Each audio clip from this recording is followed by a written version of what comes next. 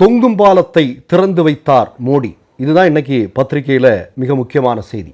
ஆனால் தொங்கும் பாலத்தை திறந்து வைத்துவிட்டு பேசியிருக்கக்கூடிய சில வார்த்தைகள் மோடிக்கும் பாஜகவிற்கும் தமிழ்நாடு மீண்டும் மிகப்பெரிய முட்டையை வழங்கும் என்று உறுதி செய்திருக்கிறது. உங்களுக்கெல்லாம் நல்லா தெரியும், 2 நாள் இலங்கையில் டூர் போனார் நம்முடைய பிரதமர். 2 நாள் அங்கே தங்கியிருந்தார்.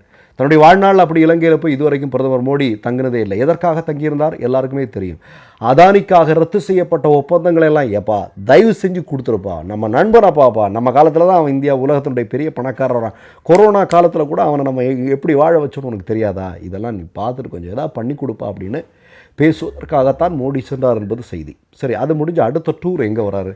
நேராக தமிழ்நாட்டினுடைய பாம்பன் பாலம் திறப்பு விழாவுக்கு வராரு. இங்கே வந்தவர் என்ன பண்ணியிருக்கிறாரு? இங்கே வந்தவர் வர்ற வழியில் எடப்பாடியையும் பன்னீர்செல்வத்தையும் சேர்த்து வைக்கிறதுக்காக.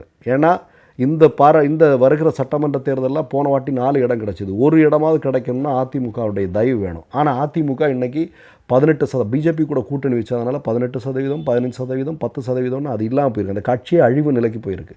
சரி, எல்லாவரையும் கூட்டு சேர்த்து ஏதாவது பண்ண முடியுமா அப்படின்னு பார்க்குறதுக்காக எடப்பாடியையும் பன்னீர்செல்வத்தையும் கூப்பிட்டு பேச வாங்கடா, 2 பேரையும் உட்கார வச்சு பேச வச்சு ஏதாவது சரி பண்ணலாம் அப்படின்னு பார்த்தா அவங்க 2 பேரும் போகலை.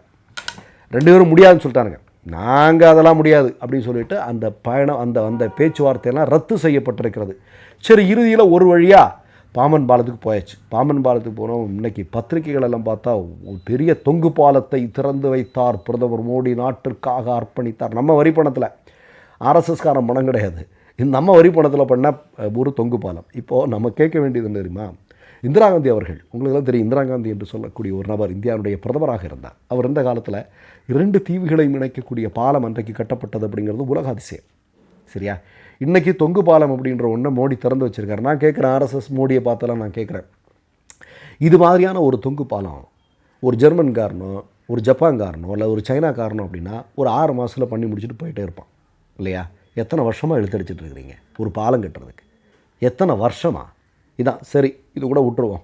அடுத்தது பேசுகிறாரு. என்ன பேசுகிறார் அப்படின்னா, தமிழ்நாட்டில் அதிகமான மருத்துவக் கல்லூரிகள் எங்களால் தான் இங்கே உருவாச்சு அப்படின்னு சொன்னார். எல்லாம் ஏடிஎம்கே டிஎம்கேலாம் உருவாக்கப்பட்டது. ஆனால் தமிழ்நாட்டில் ஏன் மருத்துவக் கல்லூரிகள் உருவாக்குவதற்கான காரணம் என்ன?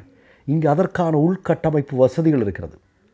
தமிழ்நாடு பாஜக ஆட்சி நடக்கக்கூடிய மாநிலங்களை விட எங்கோ இருக்கிறது. தமிழ்நாட்டு பக்கத்தில் வரணும்னா இன்னி உத்தரப்பிரதேசத்துக்கு 50 வருஷம் ஆகும், குஜராத்துக்கு 50 வருஷம் ஆகும். தமிழ்நாட்டுக்கு பக்கத்தில் எட்டி பார்க்கணும்னா அந்த 50 வருஷம் கழிச்சா நம்ம தமிழ்நாடு எங்கே இருக்கும்?